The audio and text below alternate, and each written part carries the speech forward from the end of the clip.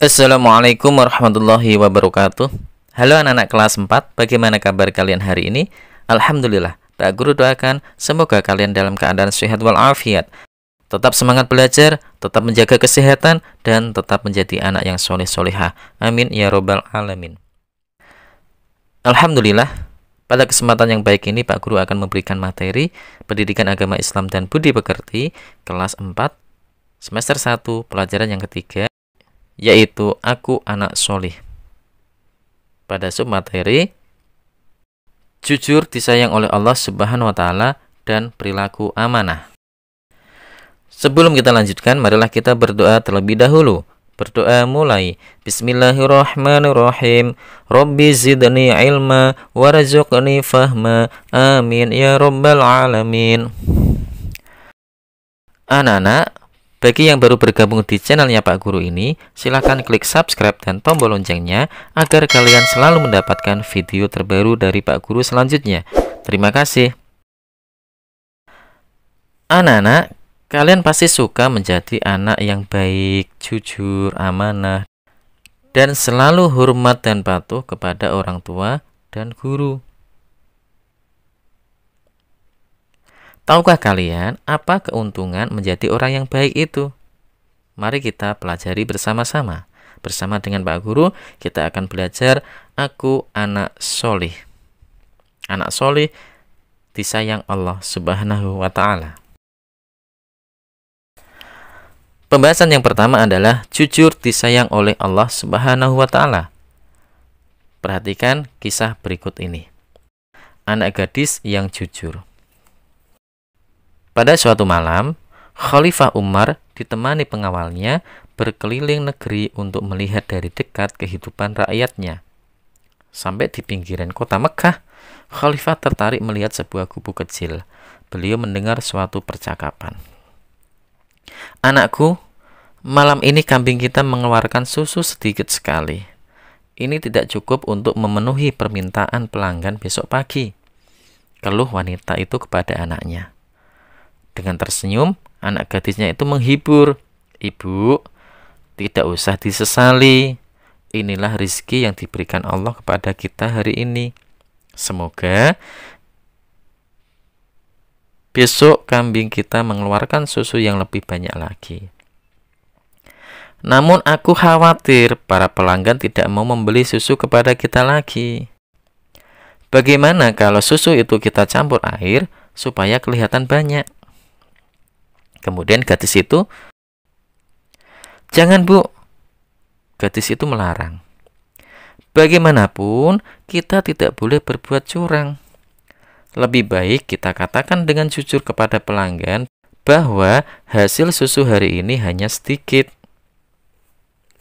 Mereka tentu akan memakluminya. Lagi pula, kalau ketahuan, kita akan dihukum oleh Khalifah Umar. Percayalah, ketidakjujuran itu akan menyiksa hati."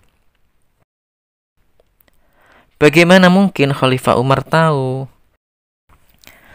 Saat ini, beliau tidur pulas di istana Megah tanpa pernah mengalami kesulitan seperti kita. Gadis remaja itu tersenyum dan berkata, "Ibu, memang Khalifah tidak melihat apa yang kita lakukan sekarang. Tapi Allah Maha melihat setiap gerak-gerik makhluknya. Meskipun kita miskin, jangan sampai kita melakukan sesuatu yang dimurkai Allah." Anak-anak, dari luar gubuk, Khalifah Umar kagum dengan kejujuran gadis tersebut. Ternyata, kemiskinan tidak membuatnya untuk berbuat curang. Kemudian, keesokan harinya, Khalifah Umar memerintahkan beberapa orang untuk menjemput wanita pemerah susu dan anak gadisnya tersebut. Beliau bermaksud akan menikahkan putranya dengan gadis yang jujur itu.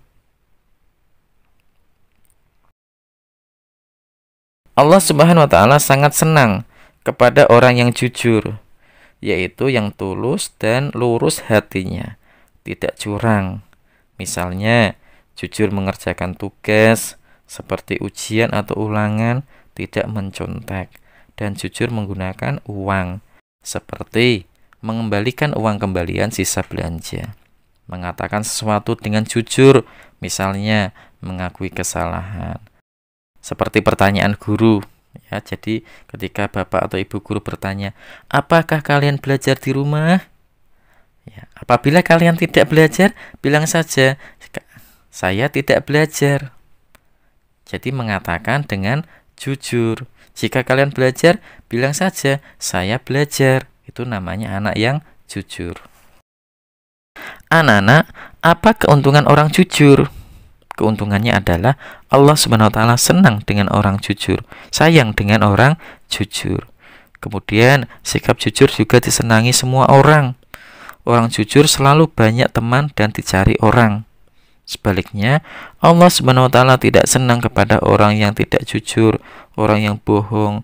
Orang yang tidak jujur itu akan dibenci oleh semua orang. Paham ya anak-anak ya? Pembahasan yang kedua adalah amanah atau terpercaya. Pada usia 12 tahun, Nabi Muhammad SAW itu mulai berdagang ke negeri Syam bersama pamannya, yaitu Abu Thalib. Dalam berdagang, beliau selalu bersikap amanah atau terpercaya. Barang dagangan yang dititipkan kepadanya dijaga dengan baik anak-anak. Mengingat sikapnya yang baik itu, yang amanah, beliau mendapatkan gelar Al-Amin, artinya orang yang dapat dipercaya. Sebagai umat Nabi Muhammad SAW, kita harus meneladani perilakunya tersebut.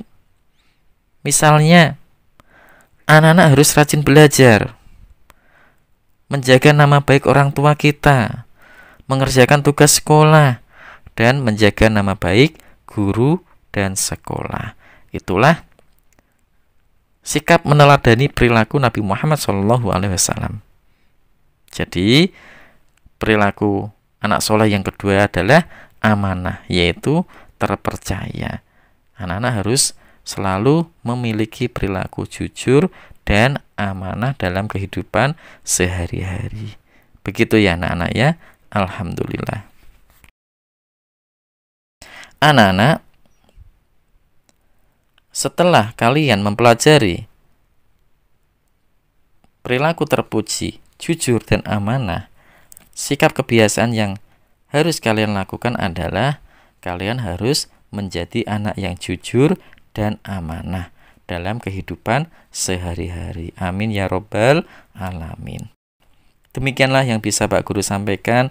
Mudah-mudahan bermanfaat untuk semuanya, untuk anak-anak kelas 5 khususnya. Dan marilah kita akhiri pembelajaran ini dengan membaca hamdalah bersama-sama. Alhamdulillahirabbil alamin. Wassalamualaikum warahmatullahi wabarakatuh.